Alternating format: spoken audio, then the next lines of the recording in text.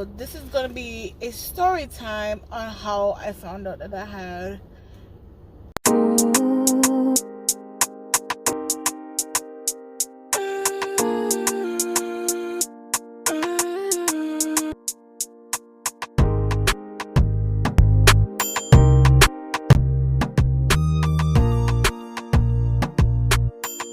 Yeah, no, I represent for a piece of royal, you know the vibe.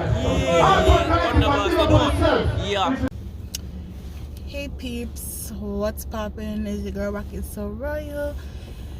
And I am here. I am back. I might look rough. Don't mind me, I still got a French blow drying my hair. But if I rush out for an appointment, I don't know why I decided to wash my hair prior to appointment. But anyways, that's besides the point.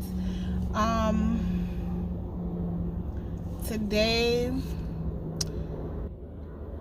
wait, before we get in everything, because as you can probably see from the title, you know what this video is about. Make sure you like, comment, subscribe, share, tell a friend to tell a friend to forward over yourself. So me a bit nervous because I'm not like to share my business or whatever, but I feel like me sharing this will help others and probably help me overcome some of the obstacles that I'm facing right now. So this is gonna be a story time on how I found out that I had cancer. So this August 2020, approximately injured myself at work.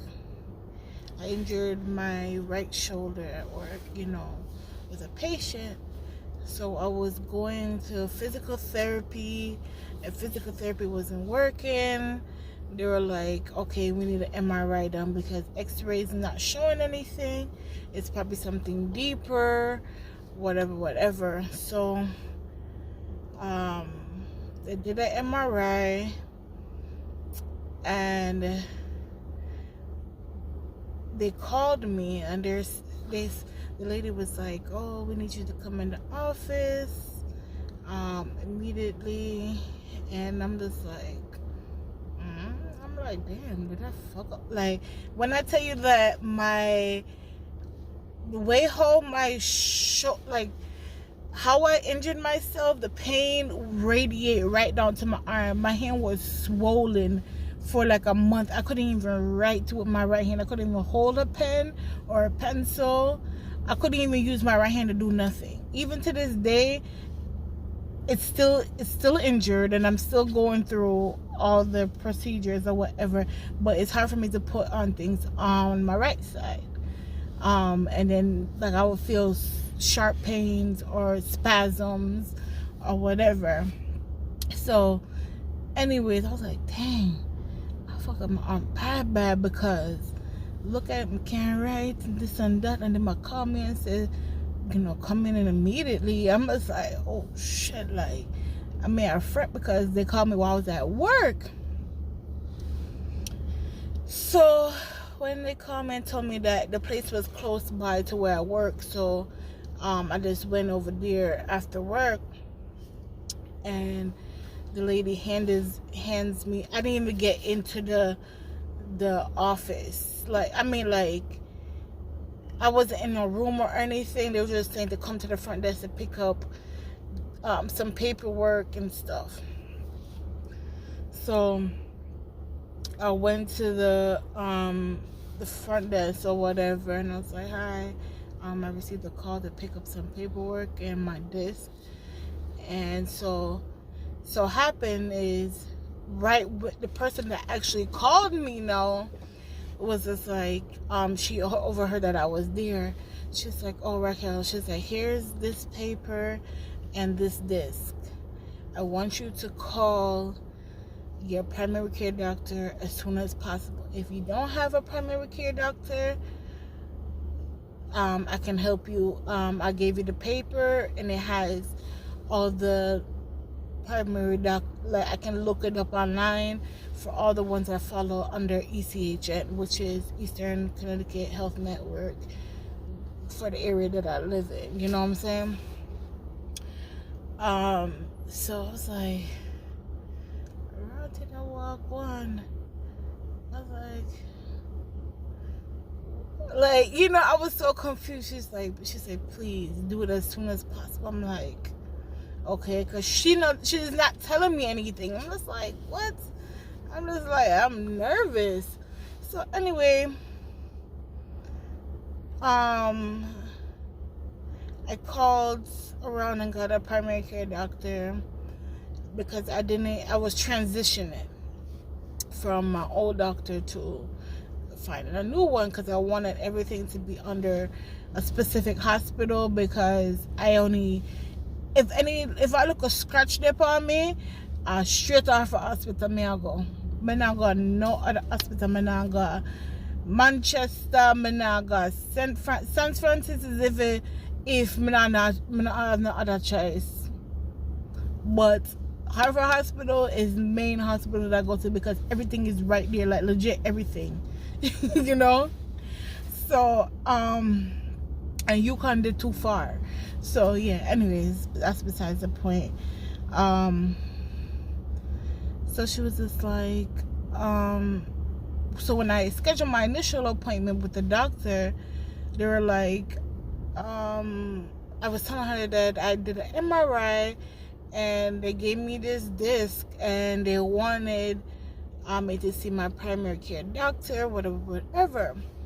So the doctor reviewed the disc and they were like, oh, they discovered a tumor. So I'm just like, what you said to me? Like, discover a tumor where? Like in my shoulder? Like, but the way how they did an MRI on my neck, because they were figuring that the pain was radiating from my neck down to the right side of me. So that's why they did an MRI on my neck.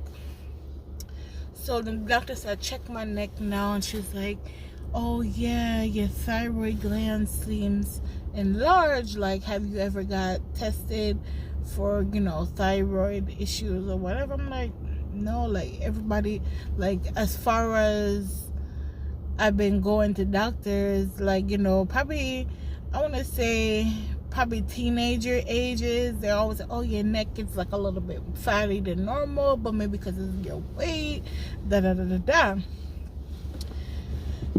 But they never tested me, nothing like that. Red flag, right? So anyways, so now me and friend, and she's like, oh, I'm gonna send you to get an ultrasound done, and so that I can get a better image. So I did the ultrasound. They verified there was a tumor there, and but like I said, they can't tell if it's cancer or not. They just know that it's enlarged. There's a tumor that's there on my thyroid gland. So, and your thyroid gland is like it's shaped like a little butterfly, and it controls all the hormones in your body, like legit all your hormones in your body. So this little thing had this massive thing on it. You get what I'm trying to say? So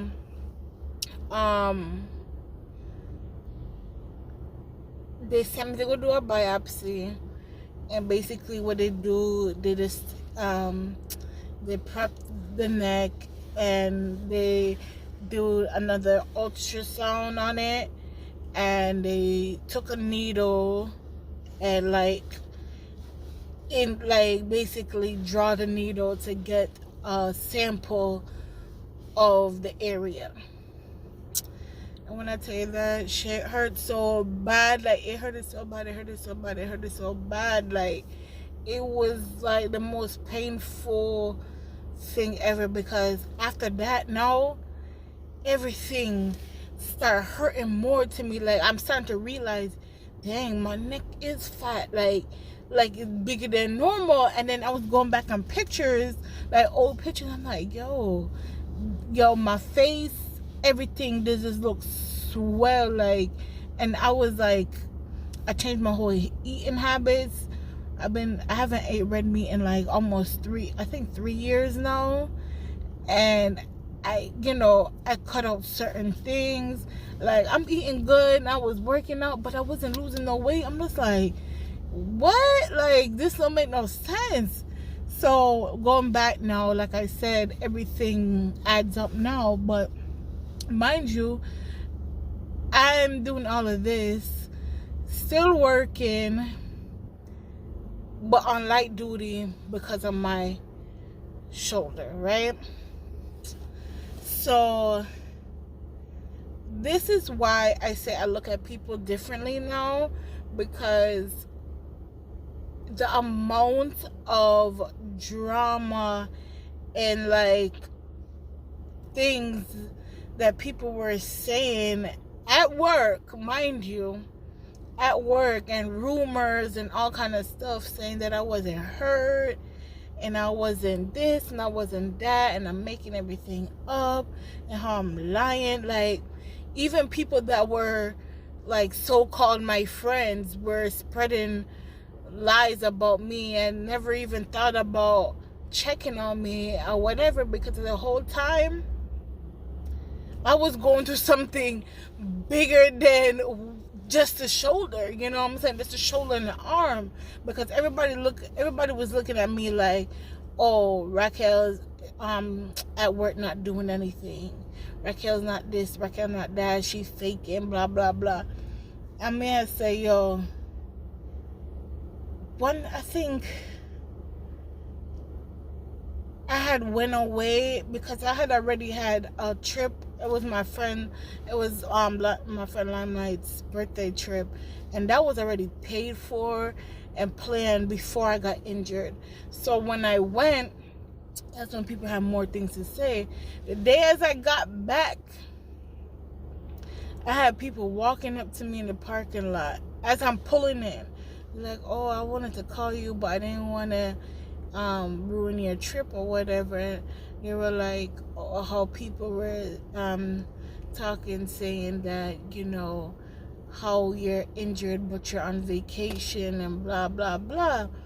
So I'm just like, what?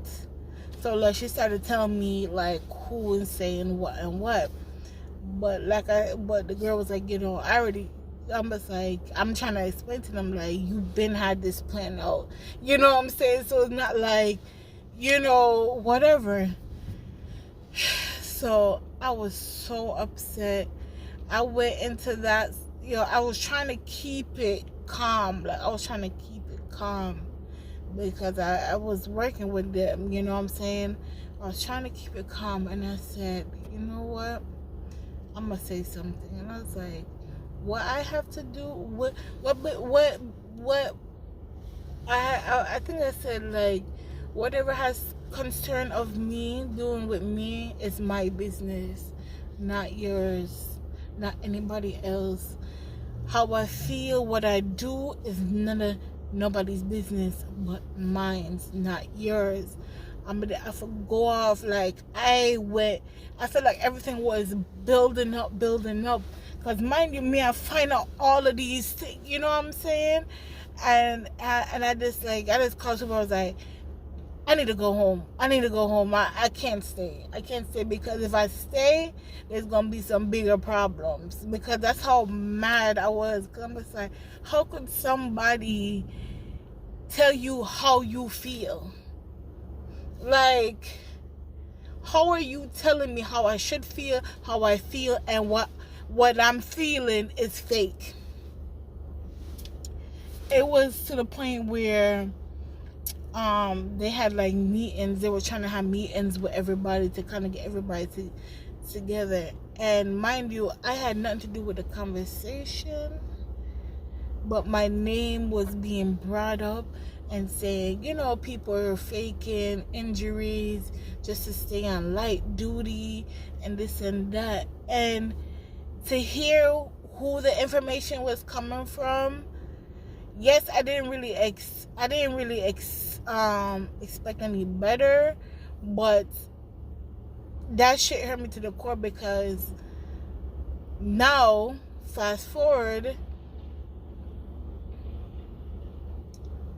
no, I don't think I found out yet, but nobody else knew what was going on but my supervisor, because I was telling my supervisor, you know, they're gonna do a biopsy on me or whatever, like I'm nervous, you know, whatever, because she's going to school for like nursing, you know what I'm saying, RN, she, you know, whatever, because she's an LPN, she's going for her RN or whatever. So I'm like telling her like what they've been doing. So she was just like, you know, don't worry about it or whatever, don't worry about people saying or whatever. And when I tell you, when I got home, I was just like, yo, people are crazy. Then fast forward to the biopsy results came back, and they called me while I was at work and told me that it was cancer. And when I tell you, like, everything, like my blood just run cold, my blood run cold. Like, I could not believe the words I was hearing. And she was just like, she just said it so like that, and I'm just like, I'm at work and I'm getting this information. I was already stressed about it and everything like that. So when she was like, yeah, the results from the biopsy came back, it is cancer, and some of your lymph nodes are affected as well. So we're gonna need to set up an appointment with a surgeon, so that they can schedule an appointment to get to do the surgery to remove the cancer. And like I said, with people, my blood run cold. Like, I had and like tears was just running down my face. And at the time, like, because I had to run to the bathroom to take the call. And at the time, Chantel was walking by, and because I never, like, I just ran in real fast and answered the call. So Chantel was like, you okay? And I was just crying. Like, when I said, like, just thinking about it right now, it's like, it got me teary-eyed. But, yo, oh my God, Raquel. Like, I was bawling. Like, I felt so crushed. Like, everything in me just crumbled. Like, it legit crumbled. And I just didn't know how to feel, what to do. And then they had called my charge nurse had came, and she's like, what's wrong? And I couldn't even talk. Like, she was like, her and Chantal was just holding me and whatever, and she's like, Raquel, what's wrong? And I couldn't say anything. I couldn't speak. Like, I just felt so numb. Like, and then they called my supervisor, and she came down. So she's like, Raquel, what's going on? Like, what did they say or whatever? And I was just like, they told me that it was cancer. And like, I was just like, I couldn't breathe, anything. And I was like, I need to go home. And then she's like, no, I don't want you to go home. She's like, I can't make you drive like this because, you know, I don't want anything to happen to you while you're on the road, whatever. And I'm just like, she's like, she's like, give me your number, let me call Alan. So she's like, call Alan or whatever, and tell him to come pick you up. But don't tell him what the reason is. But that time I had the car and my dad had I had Alan's car and my dad had my car. So basically I would have to call my dad to come bring him to my job or whatever. So they were like, they already know that I was going to do the biopsy and stuff like that. So when my dad came, he kind of figured like it was some news that I found out or whatever. So they came and picked me up or whatever, and I was just asking me what's wrong, and I couldn't talk until I reached home. And then when I reached home, my mom was home, and I was just like, because I think she had left from work or whatever early. So she came or whatever, and then I told everybody, and I was just like, they told me it was cancer, and it's also in my lymph nodes, whatever. And everybody was like, we're gonna get through this, whatever. But that feeling of, because everybody feel like they have control of their life, but when things like this and illnesses like this happen, you have no control. Like, I mean, you have some sort of control because you can kind of monitor it or whatever, but like at the moment you just feel like nothing, like you just lost, like you just feel, I don't know. So anyways, fast forward to them. I'm probably insert some clips of procedure, I mean, like leading up to them. Then I met with the surgeon. The surgeon explained to me how everything was gonna happen, what's gonna happen afterwards. I was supposed to be able to come out in the following day, but when she was telling me that it takes like 48 hours recovery type of thing, I mean, that I should be able to leave the hospital in 48 hours after the surgery. So I was like, okay, like, I was nervous, but not that nervous. So to the actual date, which was March 30th, 2021, this year.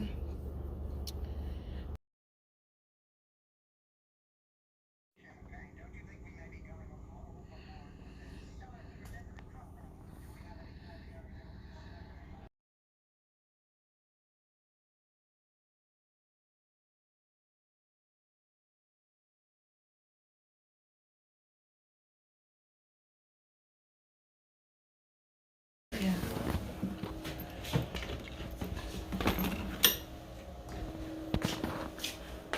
You ready? Yeah.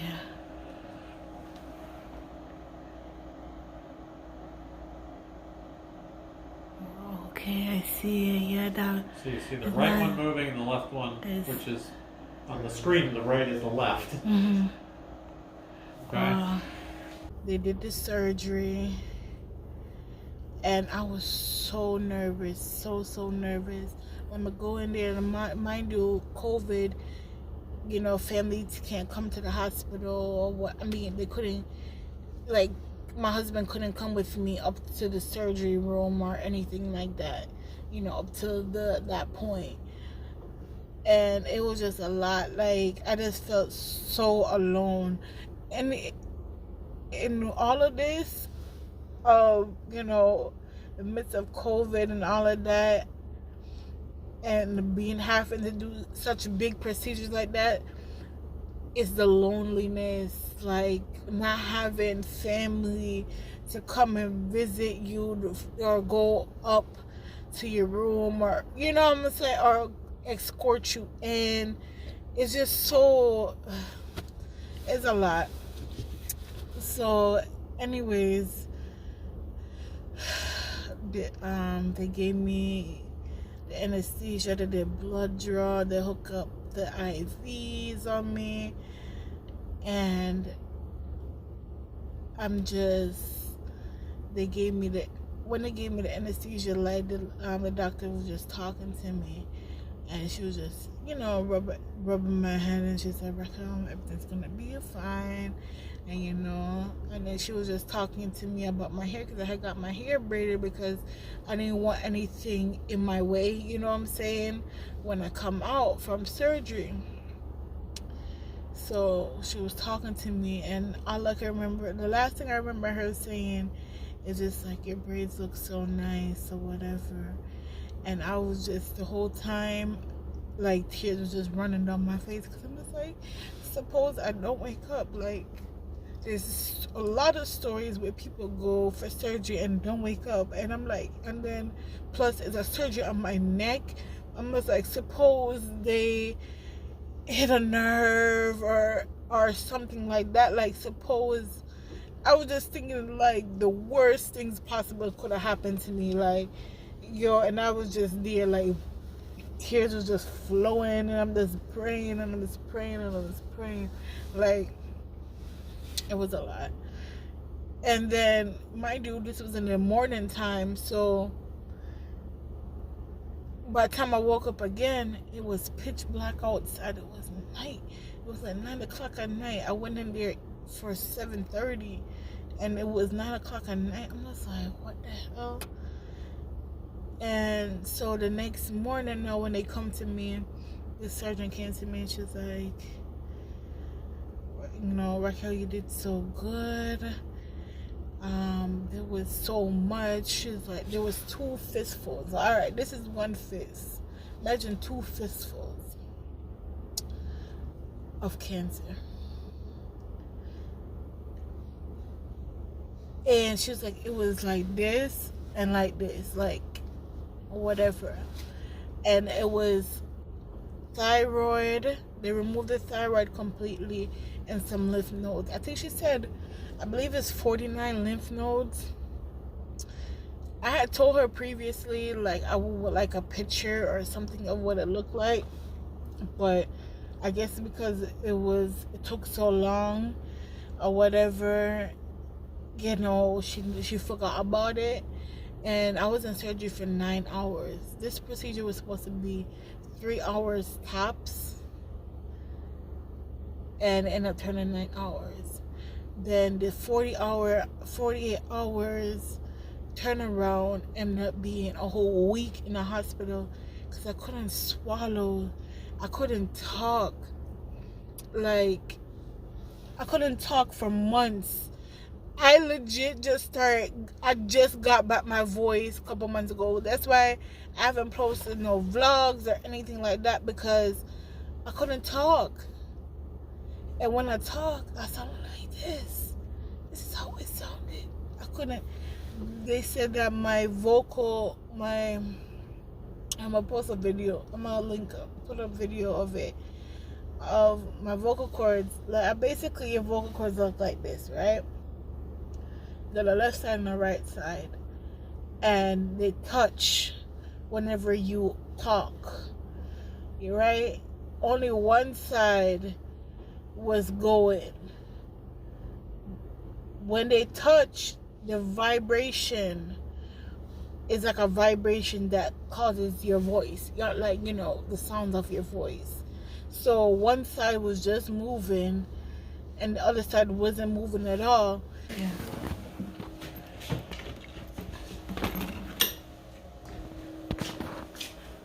You ready? Yeah.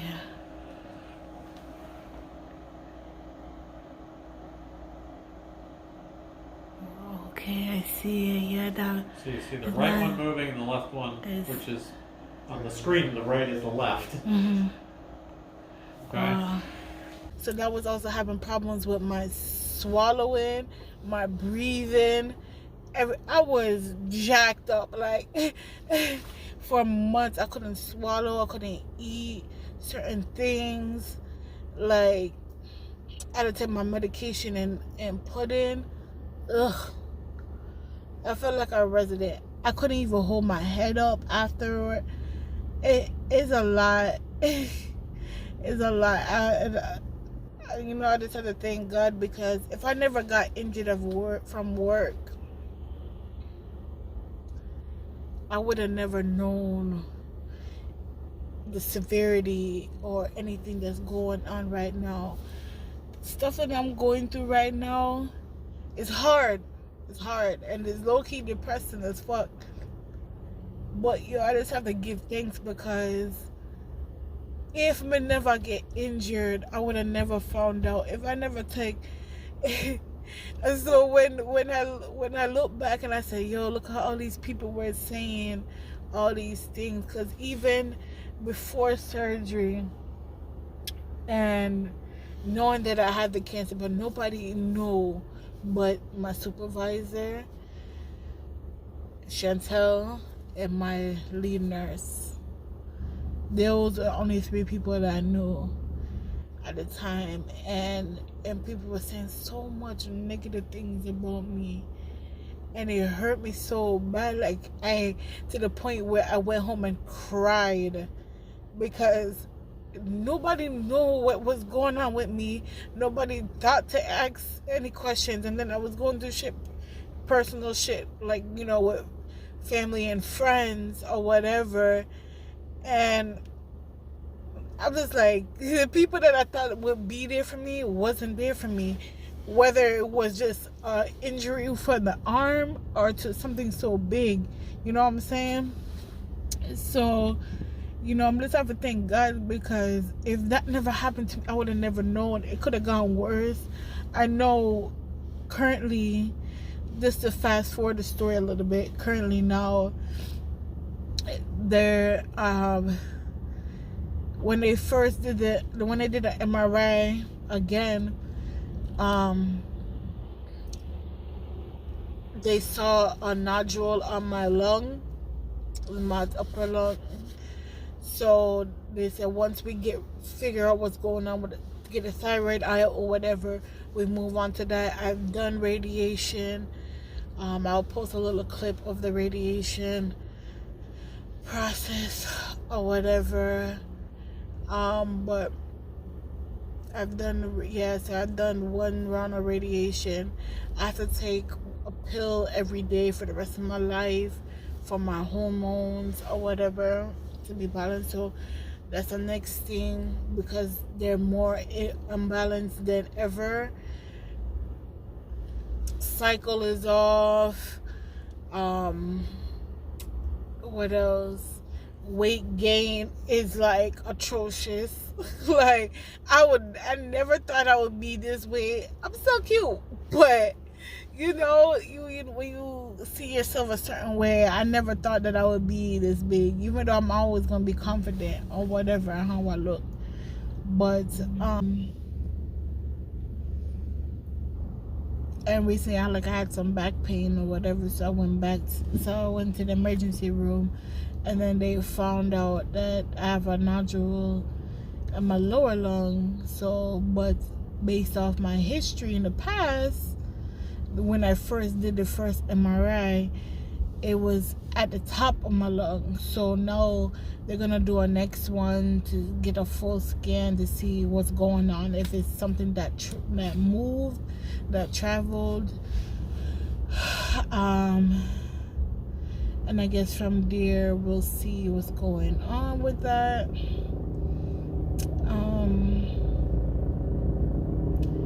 So today, and then also when I went to the emergency room, they had found cysts on my ovaries, because my father's side of the family is cancer prone or whatever, and even my mom's side have, like, you know, my grandfather died from prostate cancer. They want to do a genetic test to see what I could be possibly prone to, or whatever the case might be. So they want to I came today to watch a video and talk to someone, and also I talked to someone, and also they drew blood from me. So hopefully with that I can find out, hereditary wise, where it might have came from, how it's come about, and if I'm prone to anything else.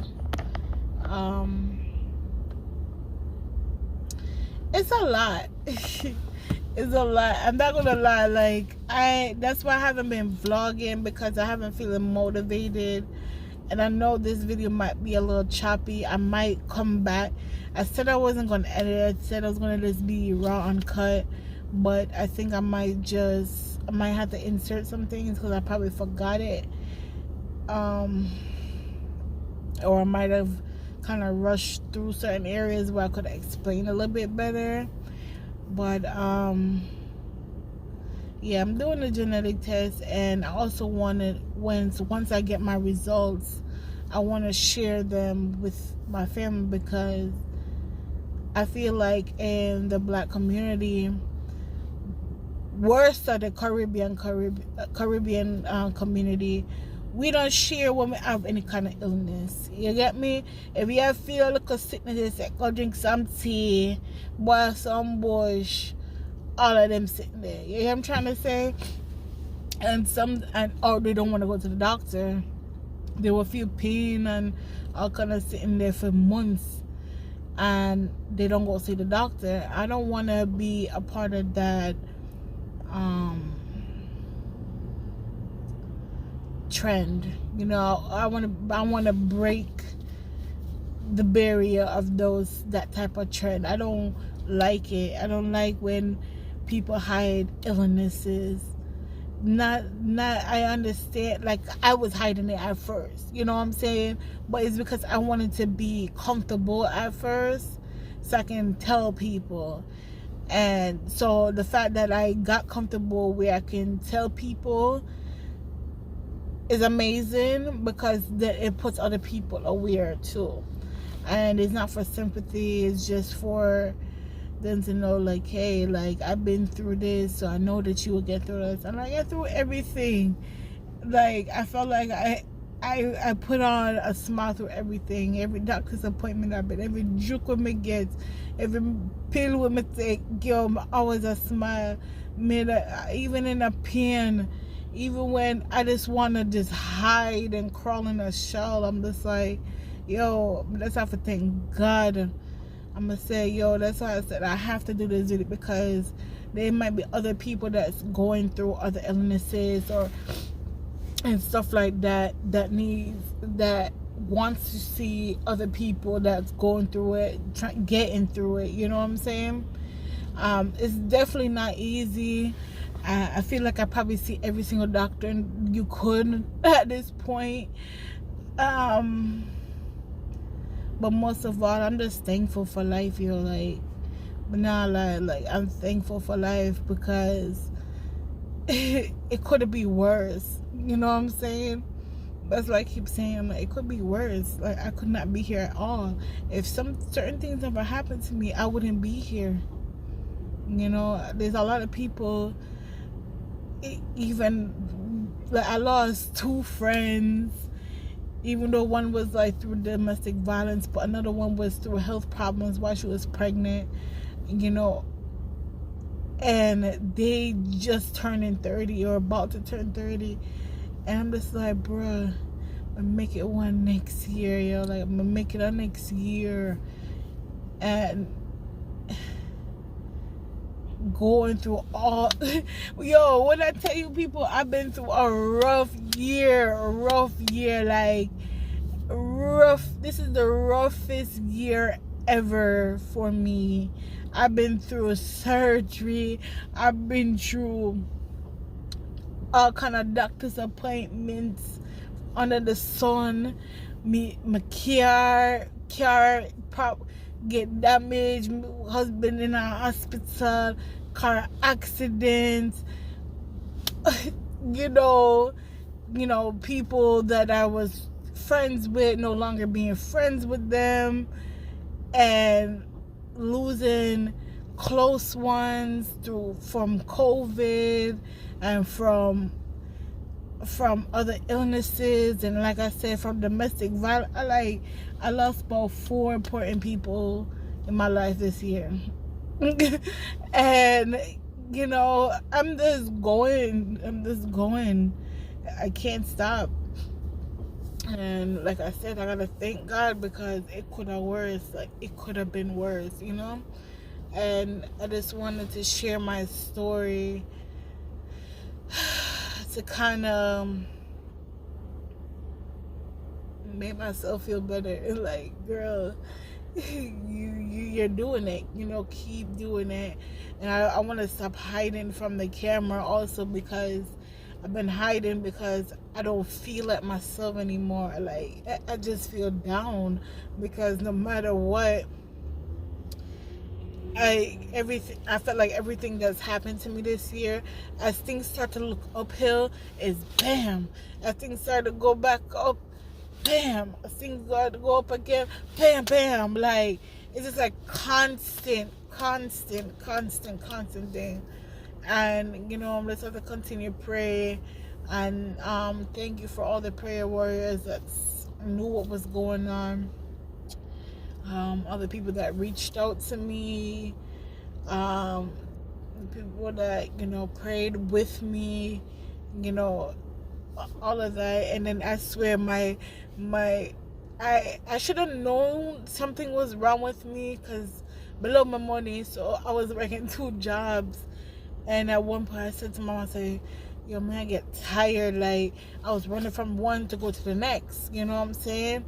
And I like, my body started to get tired. Like, I was shutting down. And I was like, you know, I'm just gonna go per diem at 1, and because my body tired and can't do it. And you know, and then my mom was just like, you know how Jamaican parents are, but like, yeah, they're lazy, you know how I work. And even to me, she told me no, she's like, she feel bad for saying that, because look how something was wrong with me, and none of us knew, you know what I'm saying? All I knew is that I was getting extremely tired. Like, I just want to sleep. Like, my body was just shutting down. And even after going back to work after surgery, I couldn't even take the steps, because my body was so weak. Like, I didn't have enough energy, because I wasn't on medication until,